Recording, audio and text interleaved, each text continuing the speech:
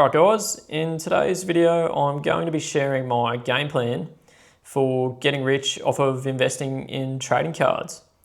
I do realise this is an outrageous thing to say, but I am serious about it. Unfortunately, this is not a get rich quick scheme. This is a get rich slow process.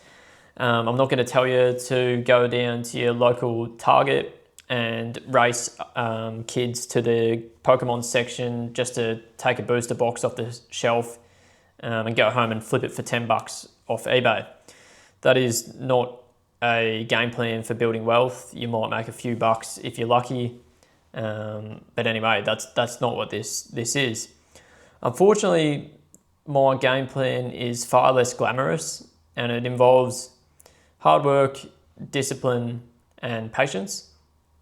And it's sort of built around the idea that I want my life to be in a position that no matter what, I have capital to reliably invest into trading cards.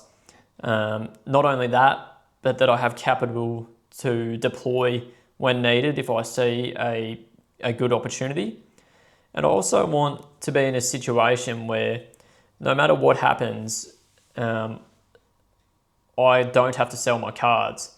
So that means that I can survive any downturn, any bear market, any unexpected events within or outside of the trading card world. So, got to be in good health. I don't want, I don't want anything unexpected financially to come my way and destroy my card investments, forcing me to sell. So that's sort of what my game plan's built around. Unfortunately, the reality of the situation is, if you want to put yourself in a situation where you can reliably invest in cards or invest in whatever the hell you want, but in my case in cards, and also have a safety net where you can survive whatever life throws at you. The main thing you're going to need is a reliable income.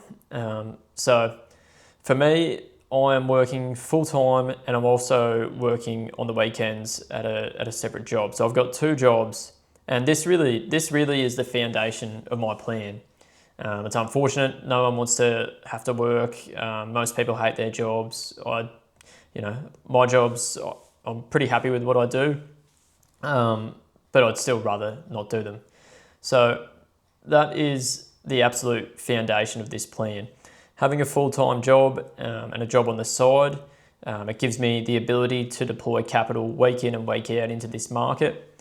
It also gives me the ability to build a safety net at the same time for if things don't go my way. And it also, having a good income, it does allow you to build up a better credit score, and it gives you the ability to, if needed, possibly receive a line of credit, whether that's credit cards, personal loan, home loan, whatever it may be. May not be relevant right now, but I do believe that it's good to have the ability to draw on credit if it was ever needed. So that's another really important thing to think about with having a stable job. Outside of that, you've got a big part of my plan is to stay in reasonable health. I want to be able to be healthy so I can keep working and keep investing in cards and not have to, take money out of cards for health issues or anything like that. So it's not a glamorous plan, but all these things add up and really will allow you to, or have allowed me, and I think if anyone else did it, would allow you to deploy good amounts of capital into cards and put yourself in a good situation to capitalise off of this, what I think is tremendous opportunity. Another unfortunate thing about this plan is you've really got to live below your means. In today's social media age, so many people are just spending ridiculous amounts of money on just dumb shit to try and maintain a certain image. I don't really use social media, but the feeling I get whenever I go on and there's, people are, traveling and wearing all these nice clothes, jewelry, trying to present themselves, trying to sort of feign the image of wealth. But doing all this crap is just an absolute money pit. Like you're not going to be able to build wealth if you're just wasting your money. And things are expensive nowadays. So I don't have a problem with the idea of traveling and that sort of thing. But unfortunately, if you're serious about investing and you actually want to get rich or make a good amount of money off of your investments, you've got to make sacrifices. So with how expensive things are, you can't be going out for meals all the time. You probably can't be going on holidays. There is serious sacrifices that need to be made if you want to build any serious wealth. It's you might not think it's worth it, but the way I look at it is, it's a lesser sacrifice. I'm willing to give up all this stuff now, so that hopefully, all going well, if I'm smart with my investments, I keep working, I don't get myself in a shitty situation somehow financially. If everything, if my hard work pays off and I keep making these sacrifices, in 10 to 15 years, I can probably do whatever the hell I want. Don't have to go work the job I don't want to do. So for me, even just the idea of that is value enough in itself for these sacrifices to be worth it, because everyone's different. But for me, I couldn't imagine not working towards a goal where I can actually do what I want to do. So there is huge sacrifice that is required, but I think it's worth it in the long run. And I don't want to underestimate what that sacrifice means, because if you're going to give up, just little things like, going out on the weekends, which is really a waste of money and it's bad for your health. But unfortunately, like you'll lose friends doing that. So there is really tremendous sacrifice to this plan. You have to work, you have to give up things that you want to do, but the idea is that it's a surefire way to put yourself in a position that you can actually invest in cards over the long run, week in, week out, and not do it in a way that's risky. So I suppose they're there's not much to say. Like the game plan, unfortunately, the game plan is pretty straightforward. It's just things people don't want to hear. Ultimately the goal is we want to put ourselves in a situation where if we see an opportunity, we've got money to invest to capitalise off of it. Not only that, but we want to be able to consistently deploy capital into what is the current opportunity. So we want money coming in, week out, that we can put into our investments. And we want to be able to have a safety net as well for if things go wrong. So the only way that I can think of, feel free to, if anyone's watching this, which I don't think anyone really watches these videos, but if anyone watches this and has a better idea to be able to reliably invest, please let me know. But I don't think there's any secret way past this reality of having to work to earn money. I just don't think there's another way. So the game plan is to work hard, live below your means, and another really important thing is you've just got to be patient. Like it's so hard to time. The hardest thing about markets is timing. I remember when all the COVID crap started happening and we seen this new version of QE where banks, where the Fed was buying assets off non-banks, therefore creating real dollars into the economy, not just bank reserves. And it was obvious there was going to be inflation. I remember just being so confident that silver was going to go, gold and silver were going to go to the moon. And I went and took out a $20,000 loan straight away once I seen what was going on. And I put it straight into silver because I thought that was a higher leverage play, and I would get a better return on that than gold, even though gold was, a safer pick. The problem was I hadn't built my life in a way where if I had the timing wrong, I could survive. I could actually, pay that loan. I didn't want to get the COVID vaccine, and here in Australia, I lost my job because of that. And I didn't want to work I wasn't willing to work at that point in my life anyway. I always thought I could get rich quick without working, and that's not true.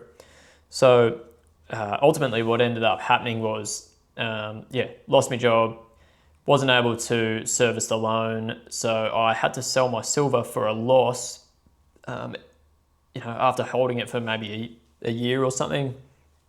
And even though I was really confident in the investment, and if I had have, built a better situation for myself and waited, that investment would have paid off big time, as silver, ended up rising to over $100. So you've got to, that's another thing. You've got to just be willing to wait it out. There's going to be just, no sure way to time this market. There's going to be huge volatility. This is a tiny market. Unexpected things are going to happen, and you've got to put yourself in a position to be able to ride out whatever life throws at you. So really, I'm taking mistakes I've made in the past and applying them to cards now.